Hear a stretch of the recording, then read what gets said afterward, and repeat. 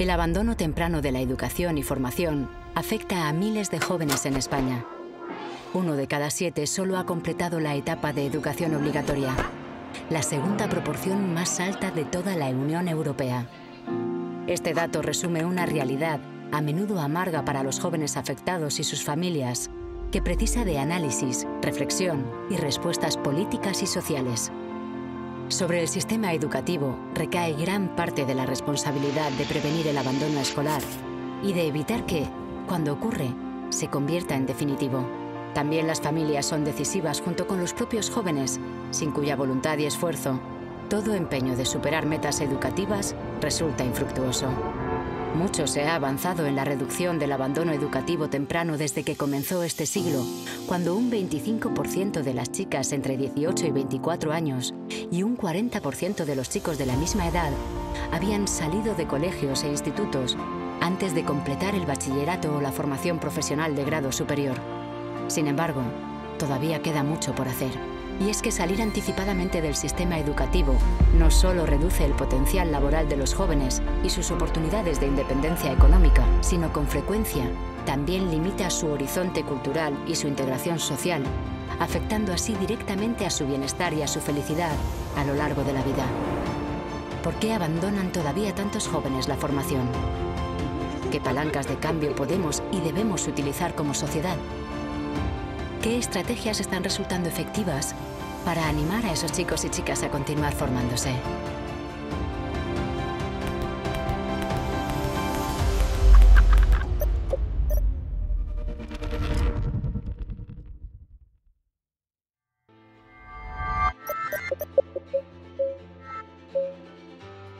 En 2021, en 2022, por primera vez en 15 años aumentó la tasa de abandono, lo cual demuestra que hay un obstáculo ahí que empieza a ser ya más difícil. Podemos identificar factores familiares e incluso factores sociales. Si nos quedamos en la situación de tensión que se produce en el entorno familiar cuando hay un abandono, una decisión de no quiero seguir estudiando, no tiene sentido enfrentarse a ello, sino vamos a profundizar, vamos a ver qué está pasando. ¿Por qué has desconectado de la experiencia que debería ser divertida? O sea, aprender debería ser divertido, debería ser estimulante, debería ser inspirador. ¿Qué está pasando para que para ti no lo esté siendo? Otros aspectos también que influyen es pues ciertos colectivos que tienen una mayor tasa de abandono, como puede ser quizá de personas inmigrantes, en las que lo urgente tapa lo importante. Y también tenemos trastornos de hiperactividad, por ejemplo, un TDAH, tenemos también trastorno por dislexia. Y eso puede hacer que los chicos primero fracasen y después abandonen los estudios. El empleo de los jóvenes, digamos, tiene una entrada en España, tiene una entrada difícil, ¿no? Tenemos una tasa de desempleo juvenil muy alta, el 27%, y realmente lo que traduce es un sistema que no termina de funcionar. Un 0,77% de los alumnos salen a estudiar fuera, es muy poco realmente. Luego tenemos un 63% de alumnos que están trabajando en algo que no tiene nada que ver con lo que estudiaron, y un 77% de alumnos cuando entran al entorno profesional que están sobrecualificados, es decir, que trabajan en algo que realmente no requiere la cualificación que tienen. Hola, soy Fran Puga, soy profesor de instituto en el Instituto de Fuenlabrada en el sur de Madrid. Vengo de Canarias, se notará por mi forma de hablar. Me encanta mi trabajo y voy entusiasmado. Todos los días son retos. Estás trabajando con chavales con edades complicadas, los adolescentes pues son lo que son, y es que no sabes con lo que te vas a encontrar, pero tienes muchos retos delante, entonces eso apasiona. Es verdad que tengo especial debilidad por los centros complicados porque son más retos y me hace sentir mejor el hecho de estar trabajando con este perfil. Algunos jóvenes en nuestro país, a partir de los 13, 14, 15 años, empiezan a mostrar cierto desinterés en la educación. Uno de ellos es que entienden que lo que se está explicando no les va a ser útil, no les va a servir, y abandonen los estudios, incluso en algunos casos hasta antes de finalizar la ESO.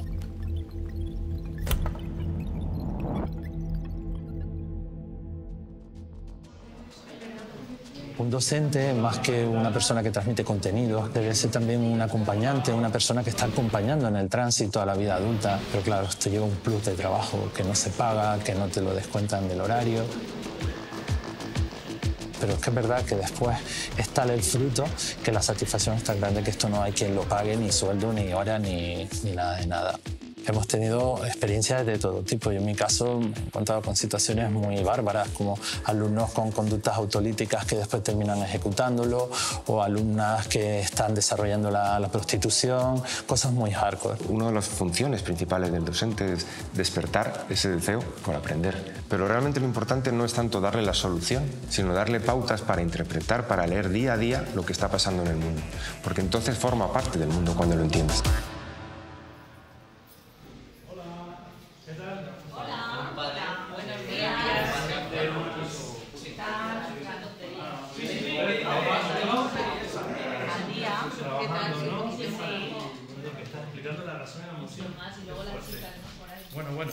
Cuando empecé en España había como un 40 y tantos % de abandono escolar, y a día de hoy pues España sigue estando en la cola en Europa, pero ya tenemos creo que como un 13,3%. La orientación es la competencia que pone foco al aprendizaje, es decir, acompaña el proceso de aprendizaje y le dice a la persona dónde debe de poner el esfuerzo. La recomendación de todos los organismos multinacionales es de tener un orientador por cada 250 alumnos.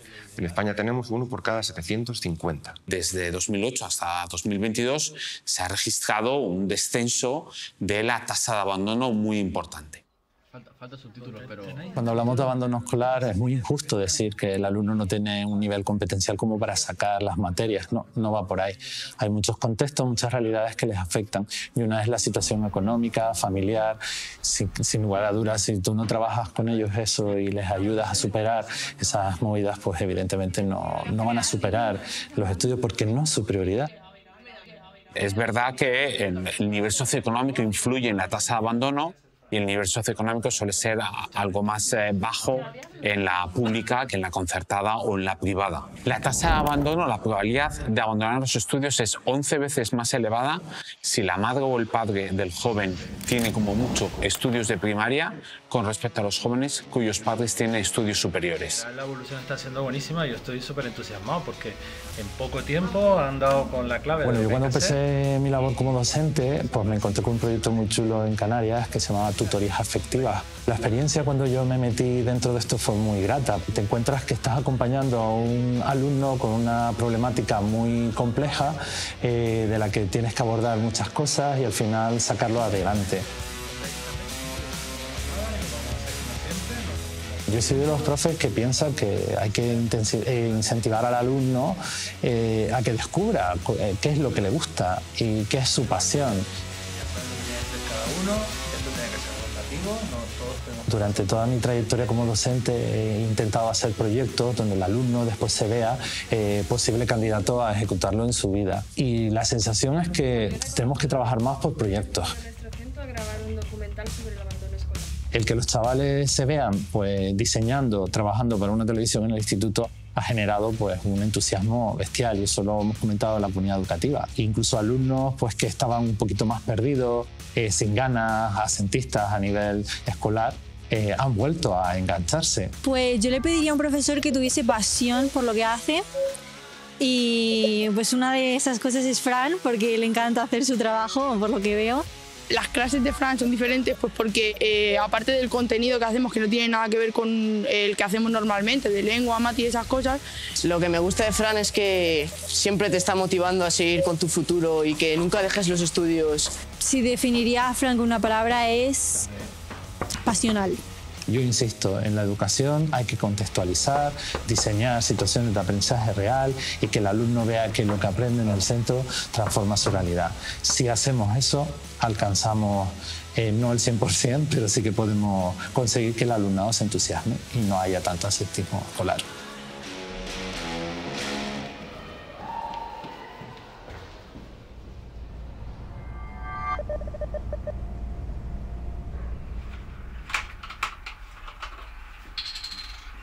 Soy James Camino, tengo 19 años y vivo aquí en Carabanchel, Madrid. Mi padre es nigeriano, que vino hace mucho tiempo en patera y conoció aquí a mi madre. Y ahora somos 3 hermanos. ¿Cómo llevas el examen, cariño? Bueno, más o menos. Bueno, tú estate tranquilo que te lo has preparado. ¿Seguro que va bien? No sé. Que sí, hombre, tranquilo. ¿Tú crees que me apruebo? Claro que sí. Empezaba el día. Siempre me considero un buen estudiante. Nunca he tenido dificultades para estudiar. Fue cuando llegué a la ESO cuando me encontré dos profesores que me desmotivaron y me discriminaron racialmente, hasta el punto de querer dejar los estudios. Fue una época muy dura, lo pasé muy mal. Me generó ansiedad, desilusión, dudas, hasta el punto de llegar a repetir primero y segundo de la ESO. En esa época tan complicada, la única que estuvo ahí fue mi madre, que supo apoyarme, orientarme, encontrar nuevos caminos y gracias a ella sigo estudiando.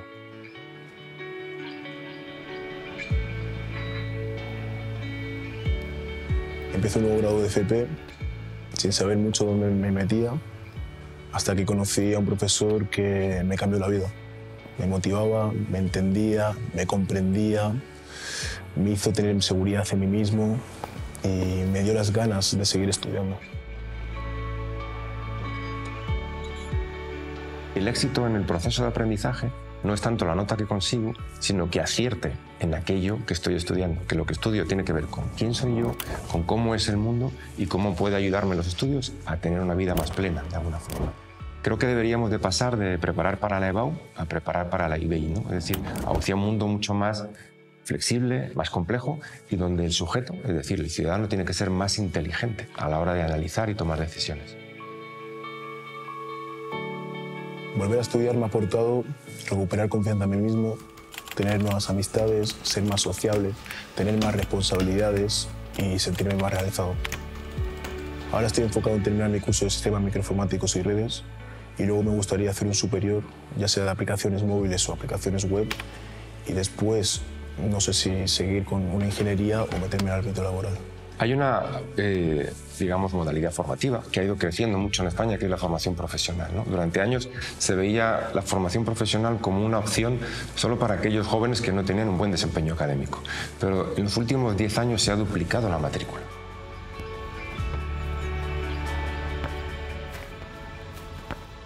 Tú, hoy al Atleti le meten 3. Hoy clasifica. ¿Habéis visto esto? El 27% de la población juvenil deja los estudios tras los 16 años. Sí, venga. ¿Cuánto? El 27%. ¿Por qué? A ver, yo basándome en mi experiencia personal, pienso que faltan profesores motivadores.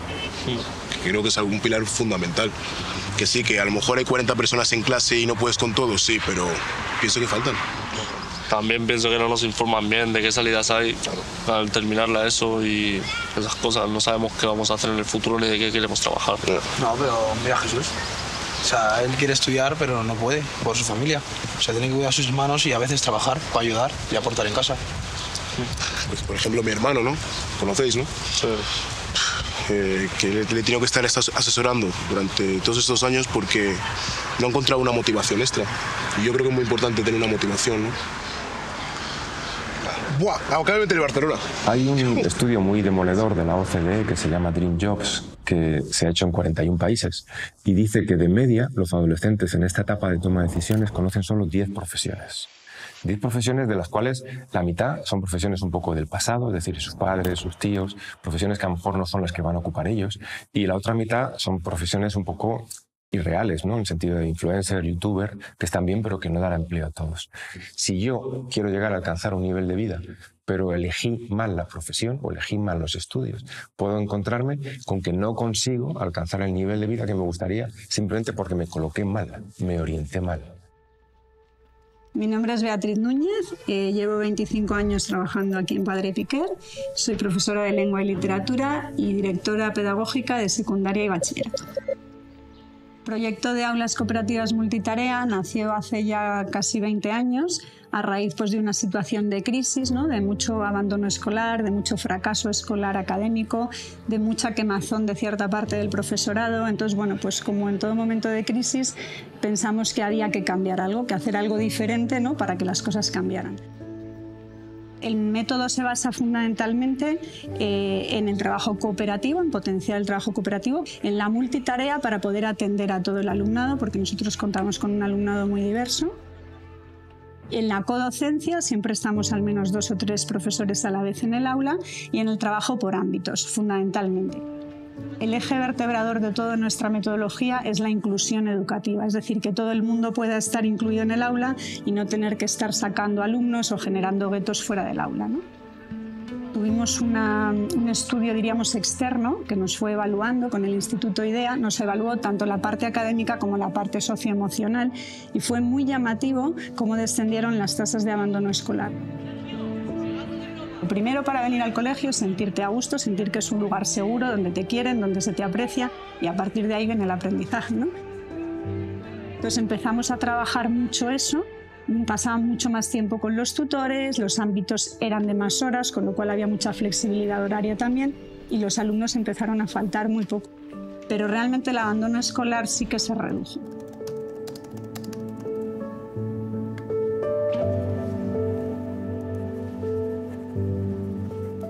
Motivar a un alumno que le cuesta venir al colegio es difícil. Lo que pasa es que yo creo que ahí lo fundamental es ir al origen de por qué no quiere venir al colegio. Entonces, cuando identificas el porqué, que suelen ser pues, muchos motivos sociofamiliares, a veces económicos, muchas veces personales, también asociados a la propia adolescencia, desde ahí puedes actuar, ¿no? Bueno, pues este chico pues, necesita apoyo psicológico o necesita cariño o necesita motivación. Entonces, desde ahí, pero la clave es ir a por qué le pasa eso, porque no a todos los niños les pasa, ¿no? Hay muchos chavales que es que sus vidas son vidas muy complicadas, ¿no? Y cuando en su entorno familiar, en su entorno cercano, están viviendo situaciones muy difíciles. Si no somos capaces de sacar a los chavales de esas situaciones difíciles en las que están viviendo, de poderlas compartir y a partir de ahí poder crear y darles mensajes que les ayuden a poder continuar sus estudios, yo creo que el abandono escolar tiene mucho que ver con las situaciones personales del alumnado. Si un niño no es feliz, no puede aprender. Si no hay expectativas en tu casa, si lo que vives es una situación muy dura, la escuela no te puede aportar mucho, ¿no? Y es tener esa mirada capaz de entender que mientras alguien no mejore esa situación, va a ser difícil que pueda aprender.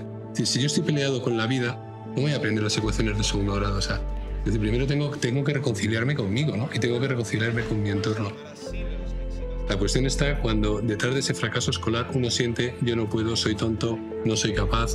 O sea, la orientación creo que es una de las asignaturas pendientes que tiene este sistema. Y eso genera un coste brutal. Que si lo invirtiésemos en mejorar la orientación, lo que pasa es que la orientación tiene muchas claves. La orientación no es una charla donde te informen de las salidas que hay. La orientación es un proceso y es un proceso que hay que acompañar y que hay que acompañarlo probablemente desde primaria. Y que hay que tener datos para poder hacer esa orientación. Y como digo, y al final contemplar muchas posibilidades. Y esto que ha sido imposible durante mucho tiempo, yo creo que la tecnología, la inteligencia artificial, todas las herramientas de las que disponemos hoy pueden ayudarnos a diseñar itinerarios de aprendizaje. El futuro tiene que ver con itinerarios personalizados, que cada niño y cada niña pueda llegar lo más lejos posible y explotar el potencial que cada uno tenga. Ese es el gran reto de la educación para mí en los próximos años.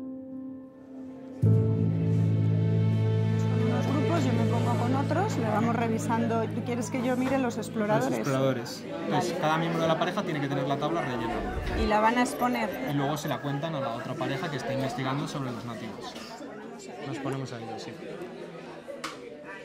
Es importante que copiéis los nombres bien. Claro. Estáis copiando los nombres propios con minúscula, Hernán Cortés sin tilde, copiadlo bien. Esta profesión, pues cada día no te vas a casa con el corazón cargado de experiencias y con la cabeza también, ¿no? Y nunca...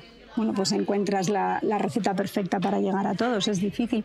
Y realmente a enseñar se aprende enseñando, ¿no? Y viendo a otros compañeros, porque aprendes muchísimo, por supuesto de los niños, pero también de los compañeros. Y creo que el modelo de codocencia es hacia lo que hay que tender. Nosotros uno de los elementos que quisimos poner al vertebrar un poco el proyecto fue el tema eso de la motivación, ¿no? Del aprendizaje significativo, o sea, que aprender sirva para algo, eso es clave, ¿no? A ninguno nos gusta hacer cosas que no sirven para nada. Nosotros no trabajamos la orientación profesional, trabajamos la orientación vocacional en la vida, o sea, tú a qué te quieres dedicar y para qué. Si nosotros buscamos la plenitud, ¿no? La felicidad del alumno, y en eso está lo laboral, pero también hay otros muchos elementos que no son lo laboral. Da igual lo que enseñes, literatura, matemáticas, ciencias, filosofía. lo importante eres tú. Y esa es la clave para aprender, ¿no? Los alumnos están viendo en ti todo el rato un referente porque están en una edad en la que todavía eres un referente para ellos. Hay que tener una visión amplia de la educación. No todo el mundo tiene por qué ir por el mismo camino, no todo el mundo tiene que gustarle lo mismo, no todo el mundo vale para lo mismo, porque además la sociedad necesita perfiles distintos, ¿no? Mi nombre es Irene Gil, soy docente en el Centro Padre Piquer desde hace 6 años. Pasé por el programa de acompañamiento a docentes de Empieza por Educar, precisamente en este mismo cole, y actualmente soy jefa de estudios de secundaria y bachillerato. El día a día en un cole es muy complejo y cuando nos enfrentamos por primera vez a esta profesión, pues más todavía, ¿no? Porque no disponemos de herramientas, sobre todo.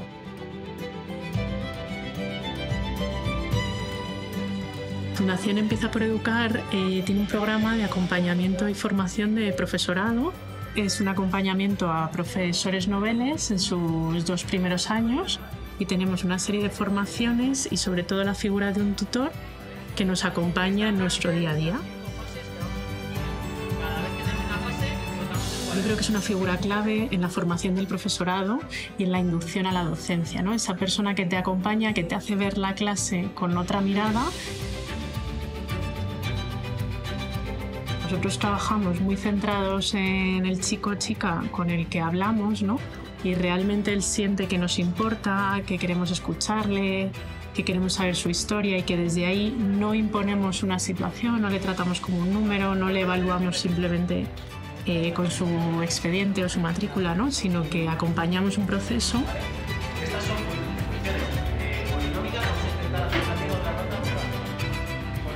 Yo creo que ahí es donde hay un clic, ¿no? En el que él se siente querido, se siente valorado, se siente con confianza, ¿no? El transmitirle un poco todo el potencial que tiene. Ahí para nosotros la figura clave muchas veces es el tutor.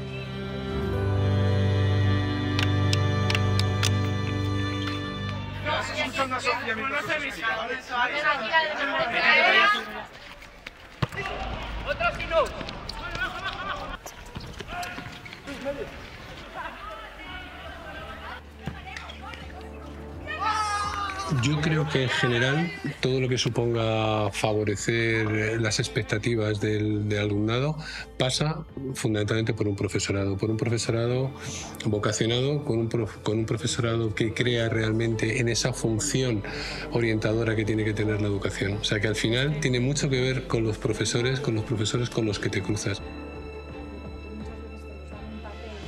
Al final la educación, por muchos motivos, por historia, por tradición y por cómo está diseñada, está pensada para mayorías, está pensada para lo que llamamos normalidades, ¿no? Pero es que cada vez más, y desde luego cuando trabajas con diversidad te das cuenta de que hay un montón de niños y niñas que no encajan en ese modelo, ¿no? Y se van quedando en los márgenes de la escuela y en los márgenes de la sociedad. Es decir, que la educación tiene que ver mucho con el modelo de sociedad que queremos crear y yo creo que la sociedad del siglo XXI tiene que ser una sociedad para todos, ¿no? Yo creo que en los próximos años vamos a conseguir avanzar en la personalización de la educación y la personalización de la educación va a reducir enormemente el abandono escolar porque va a dar respuestas personalizadas a niños y niñas que de otra manera se encuentran fuera de nuestro sistema educativo.